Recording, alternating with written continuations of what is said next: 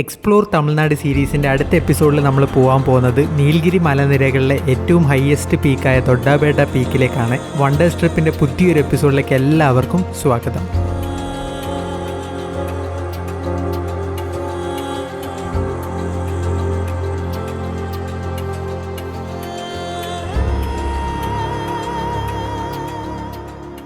രാവിലെ 9:30 ആകുമ്പോഴത്തേക്ക് നമ്മൾ റൂമൊക്കെ വെക്കേറ്റ് ചെയ്ത് തൊഡ്ഡാബേട്ട ലക്ഷ്യം വെച്ച് യാത്ര ആരംഭിച്ചു. പോകുന്ന വഴിക്ക് നമുക്ക് ഊട്ടി പട്ടണത്തിൻ്റെ മനോഹരമായ കാഴ്ചകളൊക്കെ കാണാൻ പറ്റി.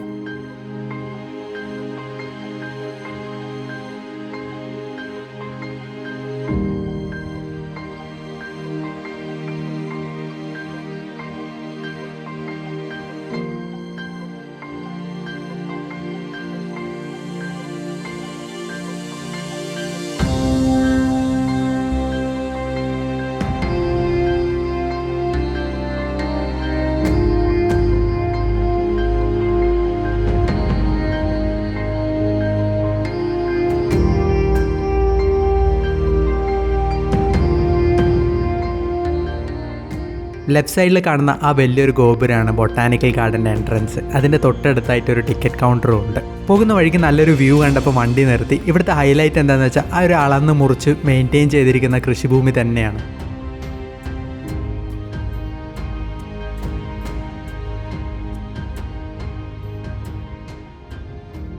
ഊട്ടിയിൽ നിന്ന് 9 കിലോമീറ്ററാണ് തൊഡ്ഡാബേട്ട പീക്കിലേക്ക്. നമ്മൾ 6 കിലോമീറ്ററോളം സഞ്ചരിച്ച് മുന്നിലോട്ട് വരുമ്പോൾ ഒരു ജംഗ്ഷൻ കാണാൻ പറ്റും.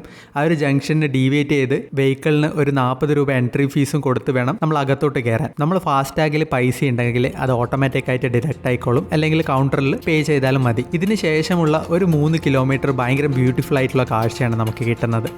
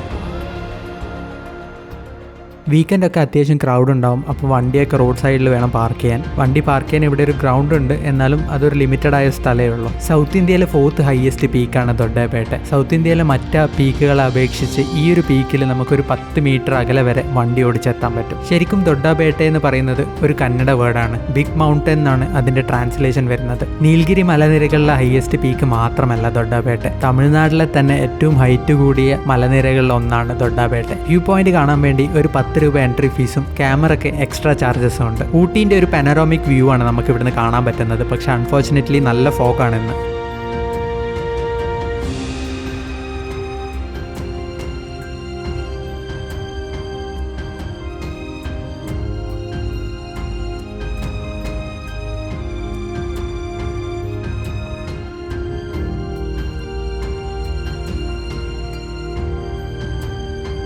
ഏകദേശം 8652 ഫീറ്റ് അബവ് സീ ലെവലിലാണ് നമ്മളിപ്പം നിൽക്കുന്നത്. നമ്മൾ വന്ന സമയത്ത് ഇവിടുത്തെ ക്ലൈമറ്റ് എന്ന് പറയുന്നത് 14 ഡിഗ്രി സെൽഷ്യസ് ആയിരുന്നു. ടെലിസ്കോപ്പിലുള്ള കാഴ്ചകൾ കാണാനുള്ള സൗകര്യങ്ങളൊക്കെ ഈ ടെലിസ്കോപ്പിക് ഹൗസിലുണ്ട്. പക്ഷെ നല്ല ക്ലൈമറ്റ് ആണെങ്കിൽ അതിനും കൊണ്ടും കാര്യമുള്ളൂ.